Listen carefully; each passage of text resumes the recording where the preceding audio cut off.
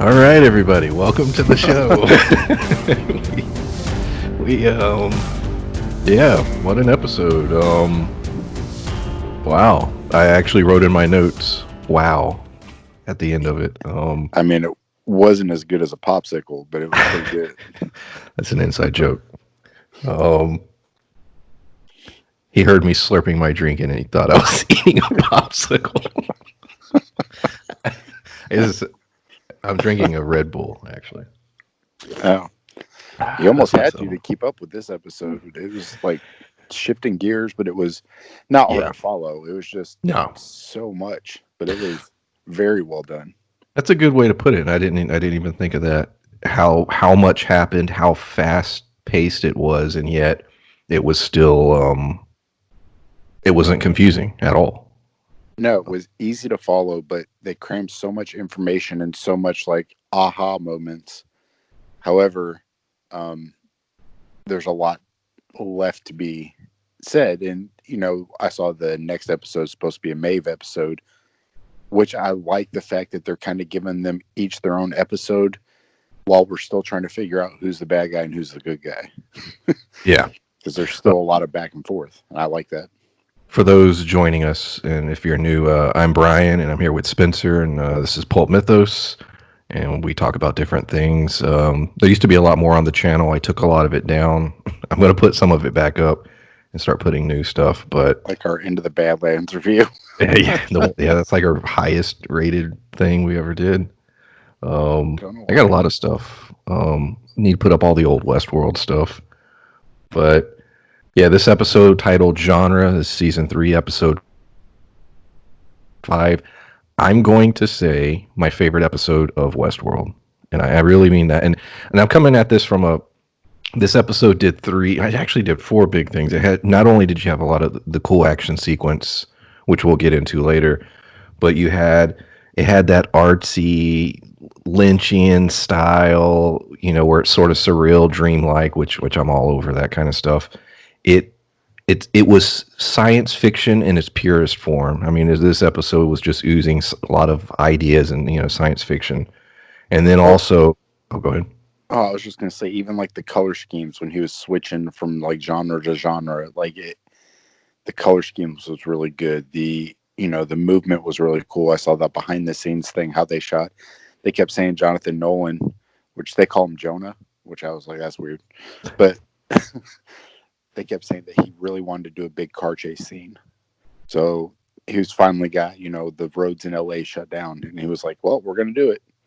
So they did the big car chase scene. But even that, like, it felt like a big budget movie. But like you said, the sci-fi, the colors, the like dark blues, Yeah, in contrast to like the white, yellow lights that were coming through. And then, the missile, like all the things. It was just, like you said, very The- David Lynch. yeah, it was a surreal, like the way it would go back from the colors and yeah, it felt out of this world, almost dreamlike, and that was the first thought I had, and then on top of all that, you had this story being told throughout, giving us the background of Serac and what he's all about, why he does what he does. It was such a weird episode. It's hard to put your finger on because on the one hand, it's partially this very artsy, stylized thing, and then at the other end of it, it was very much a standard, grounded, typical episode, sort of blended. It was brilliant, I thought, and the use of music. I mean, my God, like, absolutely loved all the different music choices. What helped identify each genre too, which Yeah, I thought was exactly. really cool. The I have my notes here. I guess we'll just go down them. It's Well, just so much before to. the after scenes thing, like I've been thinking it this whole season about how brilliantly casted Vincent Cassell was for Sirach, Yeah, because it's almost like he's not acting. yeah, Every interview I've seen him in, that's how he literally is this very, charismatic, sure of himself kind of person. And they said that they came to him when they created this character and were like, please do this. And he was like, okay. Because he said that when you thought of this character, you thought of me, didn't you? Like he was already sure of himself even before he had the role or stepped on set. And it shows in his acting. Like he does such a great job with this character, and they've developed that character throughout this episode more so than any other. Yeah, absolutely. That's what's so crazy about this season is between Sirach and Caleb, two completely new characters. In no way, shape, or form were they in the first two seasons, and yet they've sort of are dominating this season in a way to where they feel like they've always been a part of it. And yet that doesn't take anything away from the other characters. Dolores, Maeve, Bernard, they're all still, doing their thing and feel as important. It's just good writing, at the end of the day, it's just good writing. Yeah, it's like you said, it's so brilliantly done that it's done in pieces. Like we still don't have Caleb's full backstory, but we're invested in the character. Yeah. And we got so much of Sirach's backstory this one. Like clearly, and we've talked about this every episode, that we're not sure. It's all gray area. There's not really a bad guy, a good guy. But now, even more so, I'm confused. Like it's... Yeah. I think, so the opening of the episode, we see there's a nuclear, bomb goes off. And it starts Sirach on his journey with his brother, that they come to the conclusion that humanity is going to destroy itself. And so they come up with the idea of creating a way to stop that. Essentially, they dub it creating a god, an AI, an intelligence, or computer network, essentially, that can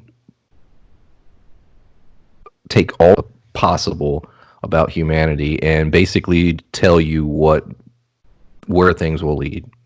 Well, so much so that being said, before I forget, it's almost like three characters with god complexes between Maeve, Sirach, and Dolores. Oh, absolutely. Yeah, no, you're right. Yeah. Which there's a hint of that even referenced in the trailer for next week's episode. Yes, which is why I was thinking about that. I was like, damn. But Sirach him and his brother create this machine with the idea of, if we can predict the future or we can know what it's going to be, we can control it. We can manipulate things. We can adjust things. I'm going to get a little nerdy here. I do it on occasion.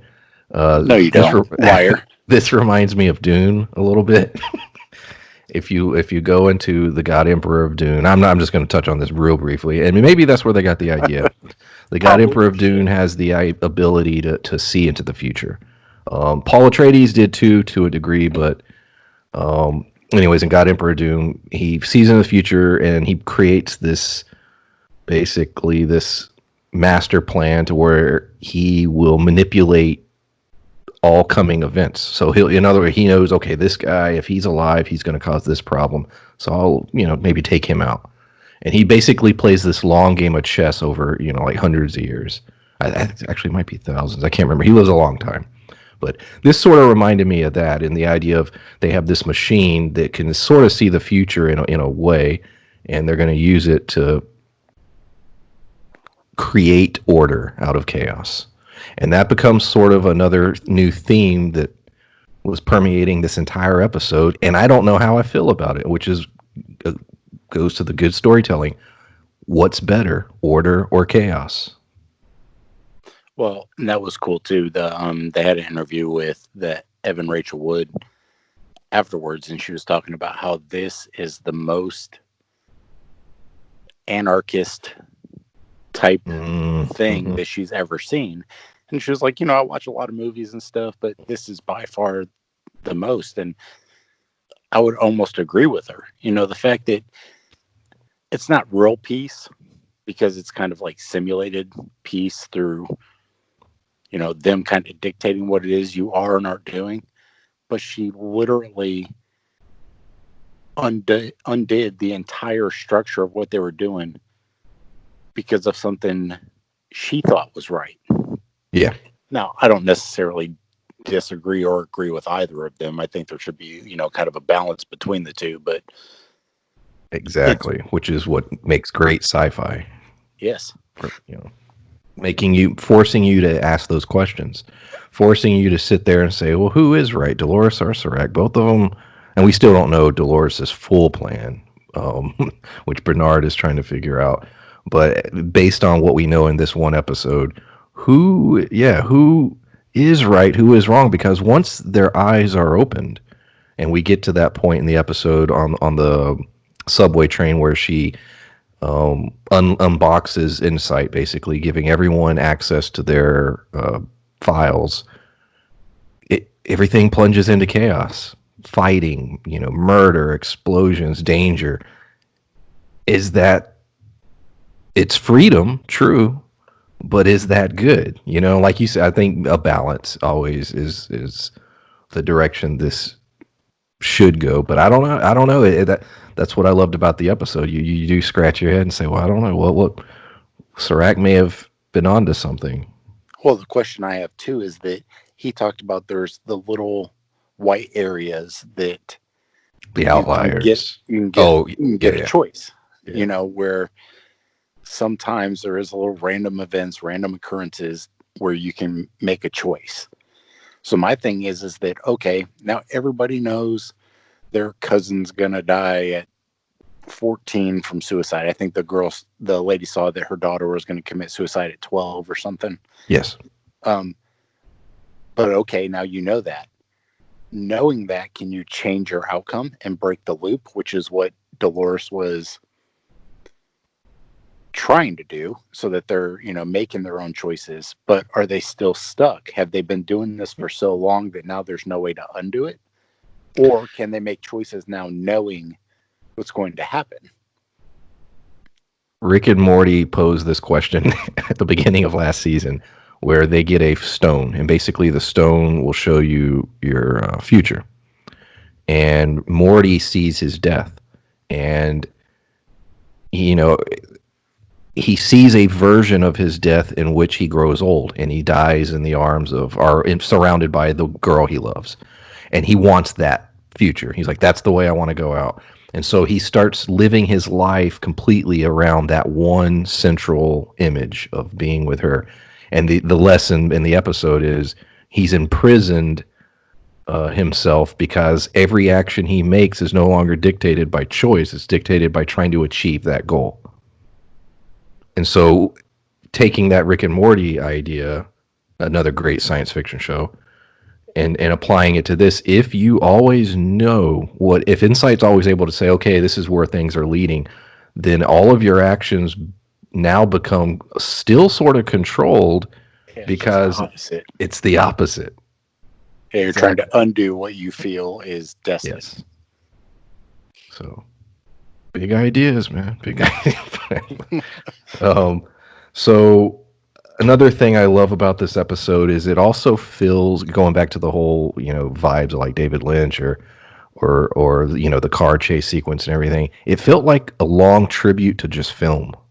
Like it felt like Nolan and the whole crew were just trying to do sort of an episode where they were just paying respect to, we love filmmaking, and we're going to just explore a lot of emotions through that, with the music choices and how we're going to shoot certain scenes.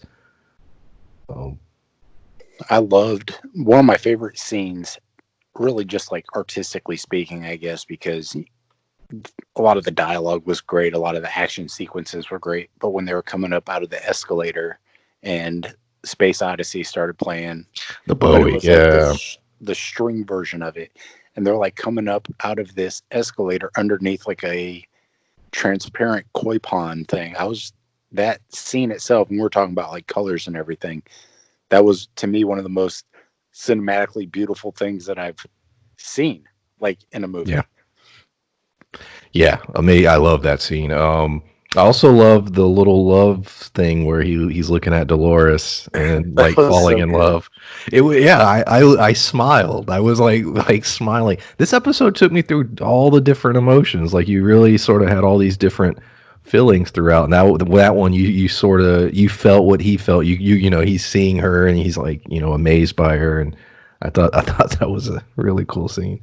It was funny. They talked about that in the behind the scenes making of, and he said this was one of his favorite things that he's done because of that.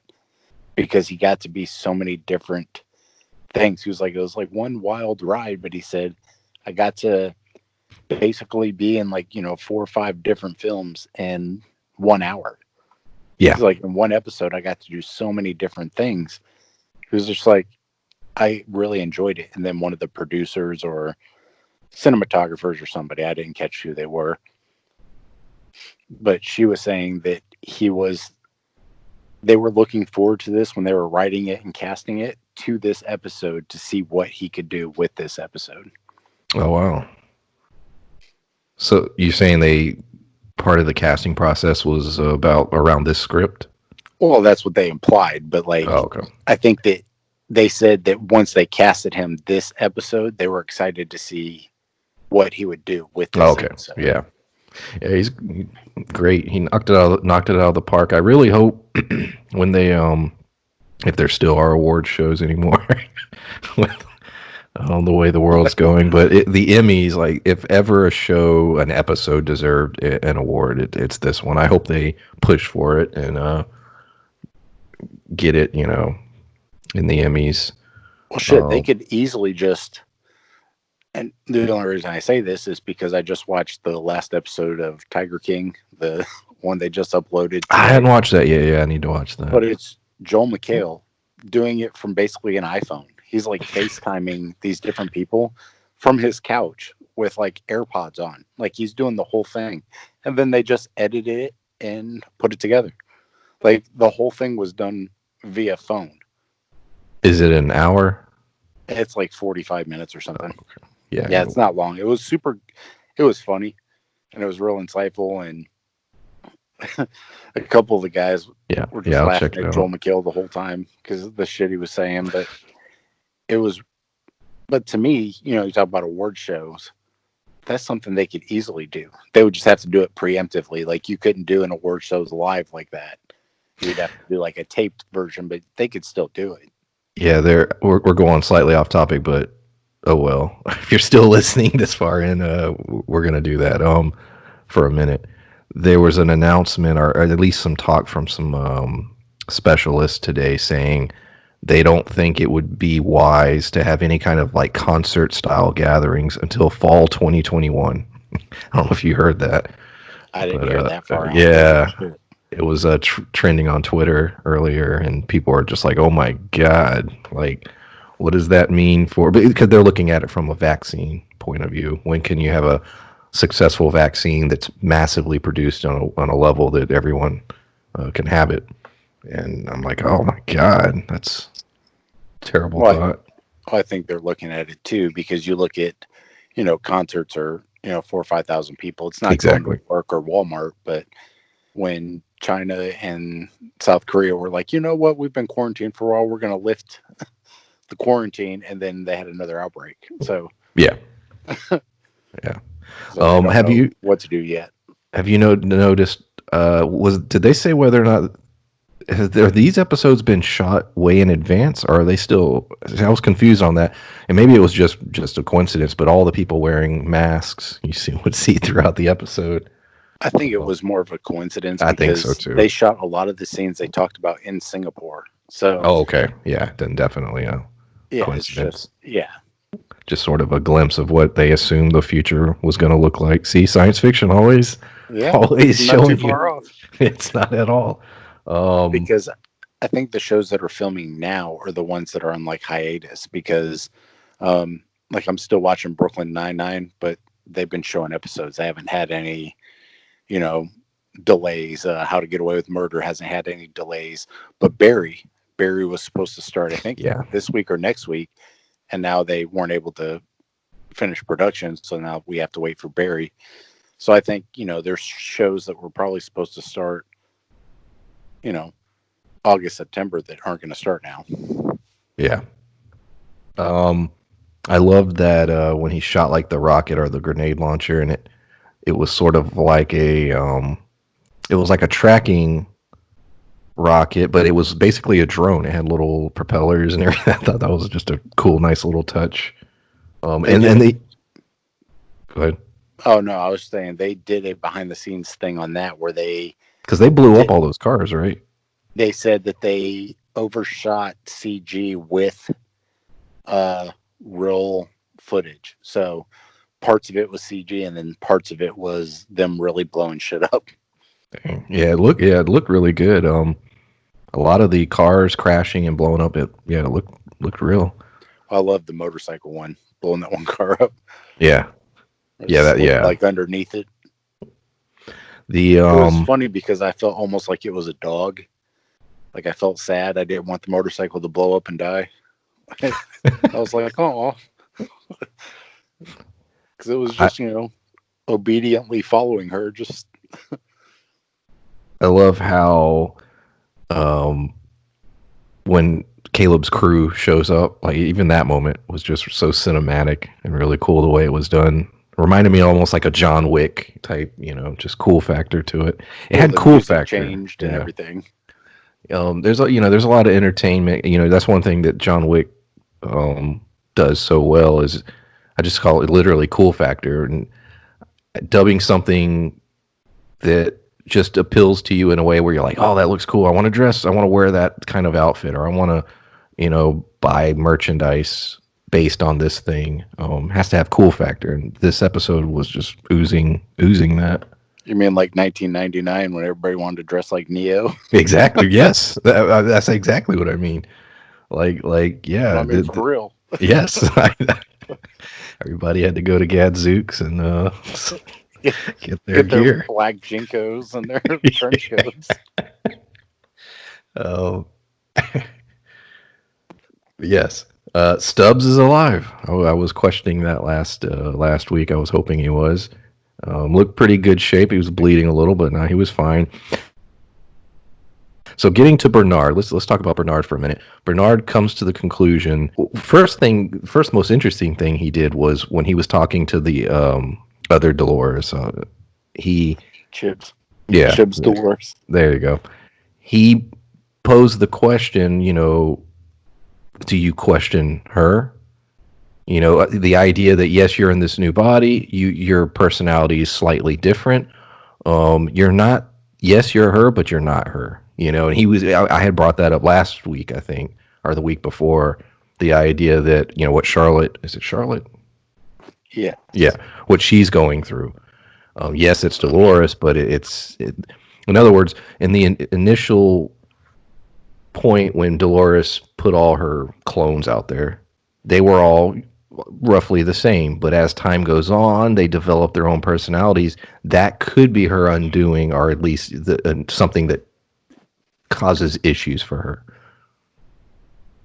I think they show it most with Charlotte. Charlotte, Yes. her changing and everything, and the previews for next episode, like you really have no idea where she's going.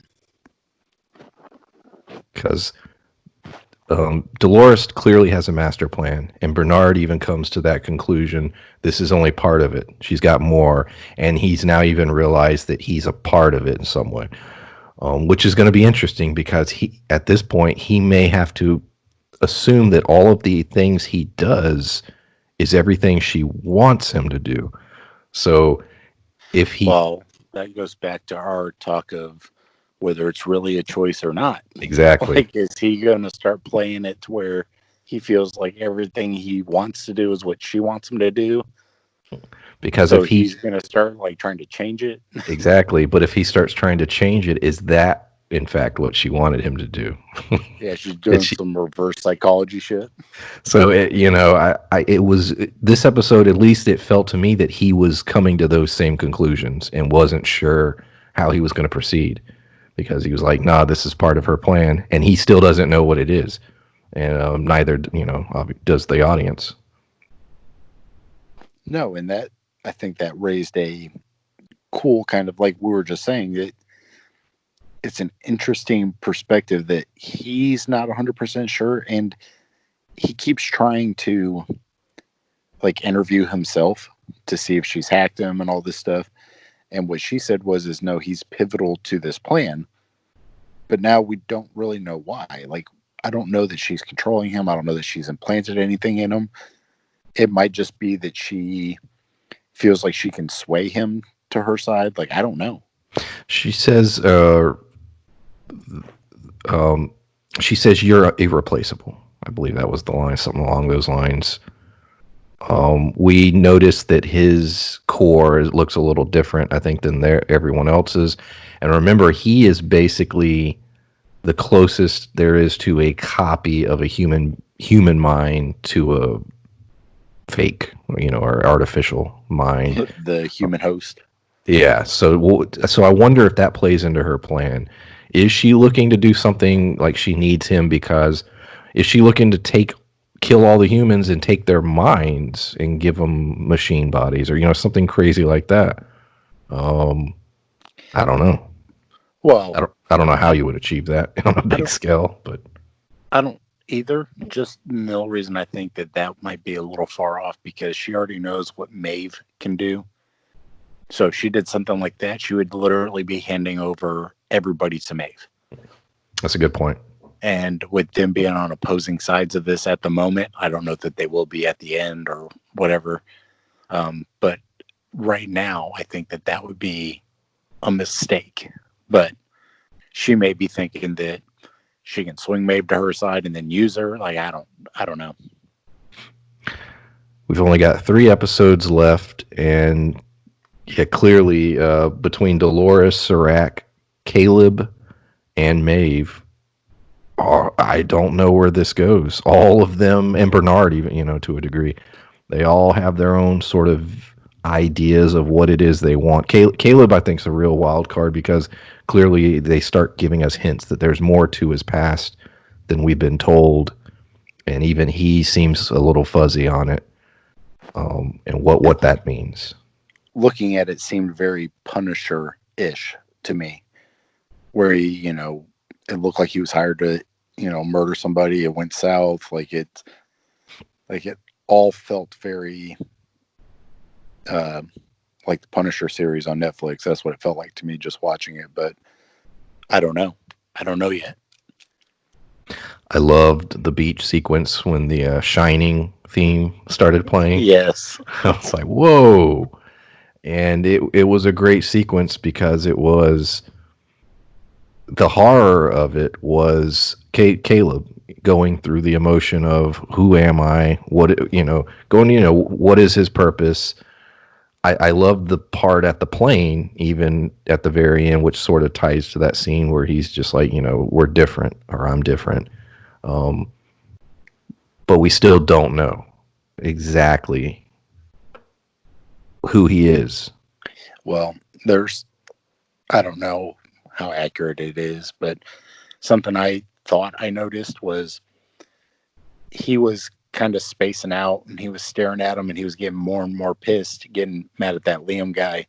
And then his partner in crime, the blonde lady, had the gun pointed towards him. However, when they showed him where the bullet hole was right next to where Caleb was standing. So when she was like, "You're right, I do have a choice," I don't think that she shot him. I think Caleb shot him. So when he was sitting there saying it was you the whole time, it was you. I think he was saying that, man, it was triggering a different memory in him because he was, going back and forth. But I think what Liam was referring to wasn't whatever was in his memory, but what was happening at the present. So I think it was Caleb that shot Liam. Playing off that theory, when Dolores steps in front of Caleb and gets shot up, and he notices, if you noticed, one of the bullets went through. And I kept waiting to see Caleb was shot. That was my thought because you see there's a hole in her back. So clearly the bullet went through, and I keep thinking, oh shit, Caleb got shot. But he didn't, or at least they didn't show that he did. And then, she zips up her jacket. So it caused me to pause for a minute and say, was that significant? Why did they show it that way? What did that mean? And now with what you're saying about the beach, I think that leads more questions as to, is Caleb a person? What is Caleb? He's clearly able to get drugged up. Yes. But just like them, the hosts, if they drank too much when they were, on Westworld, they would have them act as though they were drunk. They didn't control it, but they would act so. this particular drug, doesn't it interact with your like implants and stuff? Like I Yes, it can't does remember. because So yeah. Jonathan Nolan talked about that drug because he said, he was talking about all drugs. He's like, all drugs, kind of interfere with your brain and the way it reads information. And he said, so this drug was just kind of playing on that, where it was interpreting signals differently into stuff that was familiar to you. So he was like, cinematically speaking, if, you were into movies, you would see these kind of things, or, so it was bringing up a familiar kind of genre to you. So at the end, all those memories that were, I think, part of the drug. It wasn't necessarily something was wrong with him or that the guy triggered something by saying something. I think that it was part of the drug experience. And then what he said was, it was you, started triggering some memory in his head. Mm. Yeah, it's 3 episodes left. I'm not And worried. I think part of what you said too, when we're talking about like the war world and there's future world, there is all the worlds. There's, Roman, who's to say that Caleb's just not from another world? So when they first, basically Mhm. broke free of all the worlds, he just didn't Well, come out and get lost too. yeah, very possible. Because I keep having a feeling that Dolores, he's part of her plan, and that maybe as far back as even his from the first moment we maybe Dolores had already planted him. You know what I mean? Like maybe there's more to it that we'll learn later. Do you are you comfortable in thinking they can wrap this up in 3 episodes?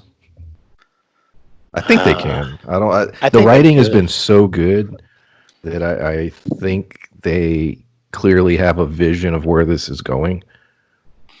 Well, yeah, and even this episode, when they basically, instead of drawing it out through 2 or 3 episodes where she's like toying with Serac and like unfolding a couple people at a time, they just like fast forwarded it, but it didn't feel rushed at the same time, which I thought was very, I don't know, a testament to how good they are at their jobs because it didn't feel rushed or forced, but they basically like jumped ahead.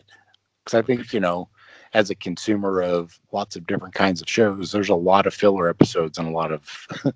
shows. So for them to watch them just get to the point and do it as well as they did was very refreshing. It really feels like they took all the criticisms of season 2 and truly examined the criticisms and worked to improve. 2 was a little convoluted, a little confusing at times. There was a lot of stuff going on, and it really feels like this is grown out of that, where they sat back and took the time. I mean, hell, they had plenty of time. Shit, it was what 2 years or whatever Yes. to to And they sit had 2 years down and for season 2 also. yeah, true. I think they got too ambitious with season 2, and that's my feeling. But Well, I this think one, that they added, just like we've talked about with Game of Thrones and everything else, they added unnecessary shit yeah, instead of, if it was just with good writing. Like right now, I have no idea what the hell's going on, but I'm not really confused at the same time. yeah, exactly, yeah, So like season 2 felt confusing and you didn't know what was going on. And by the time it ended, you were just like, okay, I kind of get it, but you were still confused about a couple aspects. Right now, I'm not confused. I'm curious. Like I don't know what's going on. I don't know where they're going to take, certain aspects of it, but I'm also not confused, I guess. if the next 3 episodes are on par with what we've gotten this season, this could become definitely one of my top shows ever. I don't want to say it yet because I've been burned in the past by other shows towards the end, but this one I'm loving. You Still mean don't know. Lost? What? Yeah, that's the biggest one ever. Game of Thrones that's on that list too. It is now, Um, fuckers. that's what kills me, man. Like we still don't know if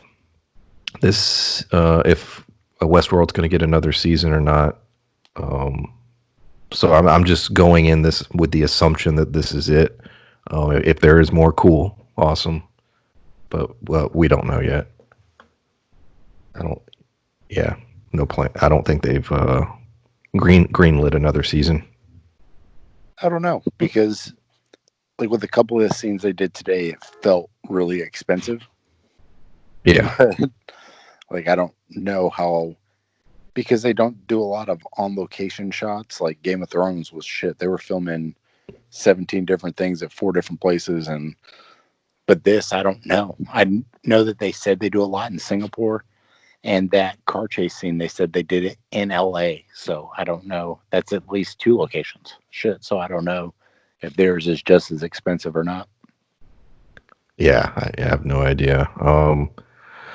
So yeah, that's about it. I think going through my notes, make sure I got everything. I think so.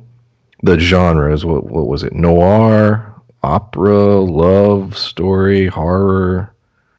There was Bowie. Yeah, I don't know. uh, I think I got there was a couple in there.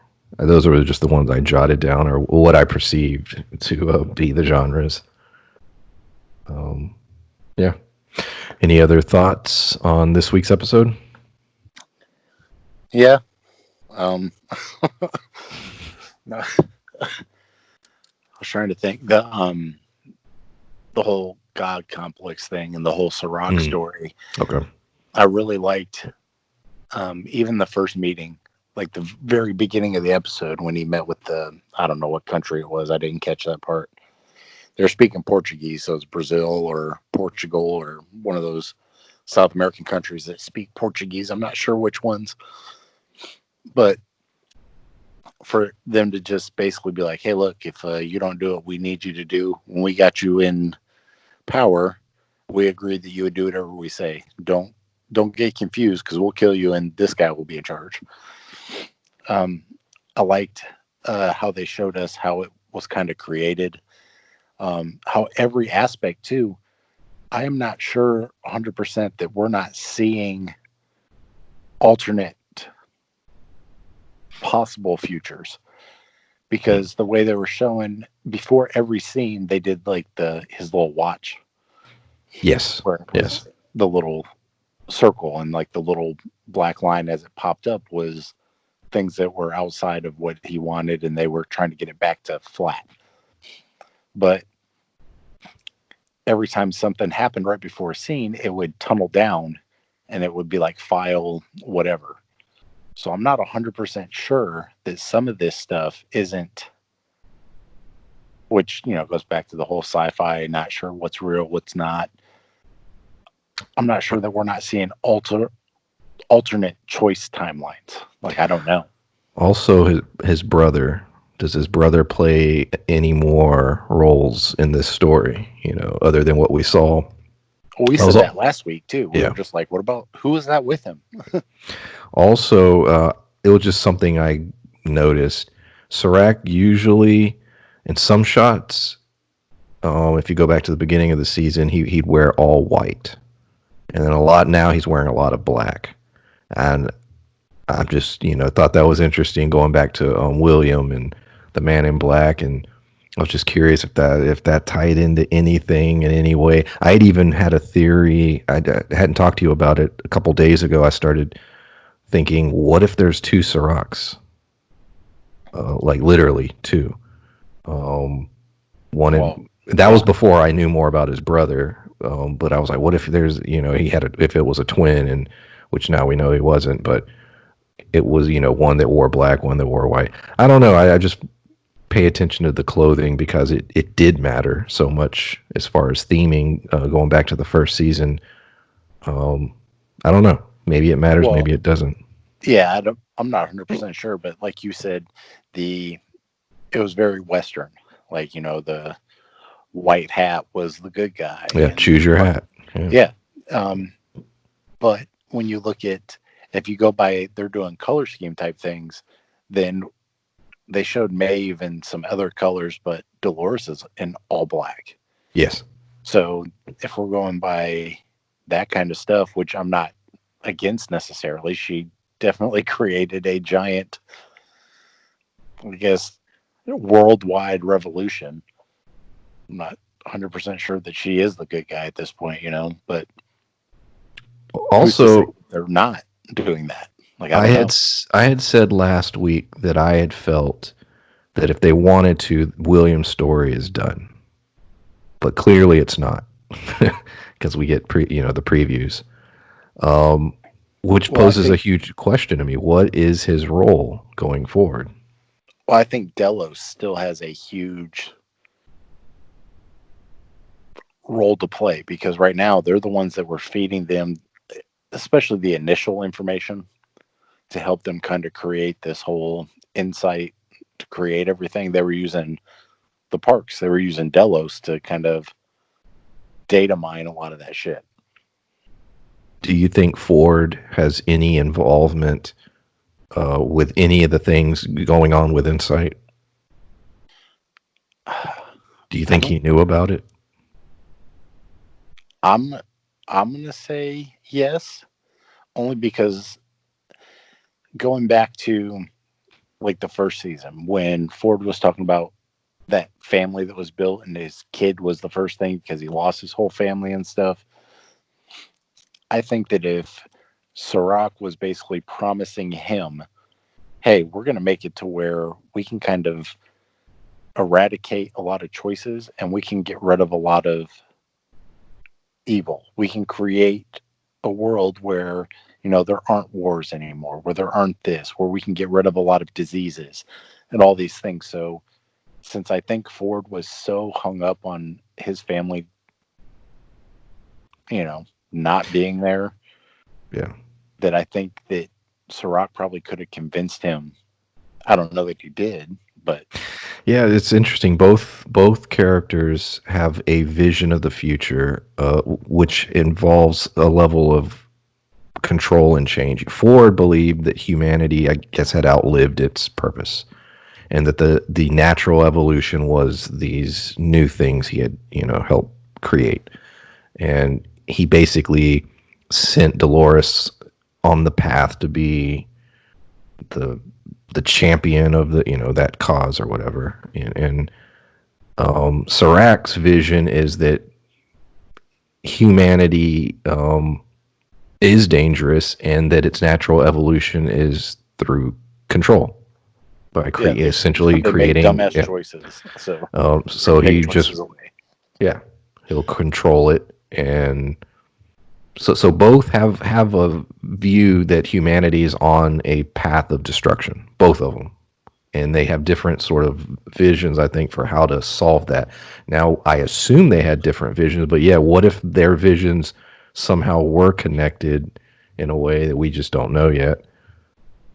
Well, they could have, split it at any time. Like if, not to be stupid, but talking about like Harry Potter, uh, Dumbledore and Grindelwald shared that wizards were a superior kind of race, but Dumbledore felt he could work with the humans and Muggles and all this stuff, and help them. Whereas Grindelwald felt like they should be controlled. They should be, That is a basically good meant to. analogy, though. But it's so they could have Ford and Sirach could have been on a similar path at the beginning, and then it could have diverged at some point where it's like, Yeah. And I posed the question for a couple reasons. One, Ford is so important in the first season of the show, and to a degree, the second season. And so it would be a missed opportunity if he didn't play any role in the third. Um, and I also pose the question because find it hard to believe that both of these men, with all the planning and all the things that they do to basically be 2, 3, 4 steps ahead of everyone, that they didn't know about each other and what each other were doing. You know what I mean? Like, yeah, they had to have some kind of idea that the other person existed, yeah, at and least. we're doing the things that they were doing. Um, even down to I remember going back to the first season, Ford had on his table the entire layout of the attack that took place at the end of the season. Like he had been planning it, and had it all laid out and everything. Like I said, these guys are always way ahead, several steps ahead, the way the show, has portrayed them. But that goes back to what we were talking about, having similar ideas. Because if he had all of that laid out, knew exactly how it was going to play out. Now, granted, he had a little bit of control because he controlled the hosts. But that goes back to Sirach controlling the human race. Yeah. And wouldn't Insight know that? Yeah, that's what I'm saying. Yeah. Like, it's very similar planning and control. And now Dolores is also the one with a plan, a vision. She always appears to be a few steps ahead of everyone so far. Very curious what Bernard's role is. Even Chib's Dolores, that, blowing up the whole office thing, I thought that was brilliant. Yeah. And seeing his little assistant get, the hologram disappear in front of him. Yeah. That was kind of a cool piece of cinematography there too. Yeah, great effect. But yeah, great episode. I'd give it a 10 out of 10 if I was rating these on a 10 out of 10 scale. I think I said it earlier, probably my favorite of the season. If they knock it out of the park in the next 3 episodes, I'll declare this for me one of the best sci-fi shows ever. I'd give it a 2.9 out of 3. Yeah, you're a 3 out of 3 scale. Yeah. Yeah, great episode, man. Anything else? I don't think so. Yeah, I think that's it. That's all. It was connecting a lot of dots. Yeah, it was so good. Yeah, definitely. Well, everybody, thank you for listening. If you're still listening at this point, subscribe if you're not. Hit the like. Post us on Twitter. Tell your friends about us. However it is you communicate during this don't talk to people, touch people time frame. Exactly.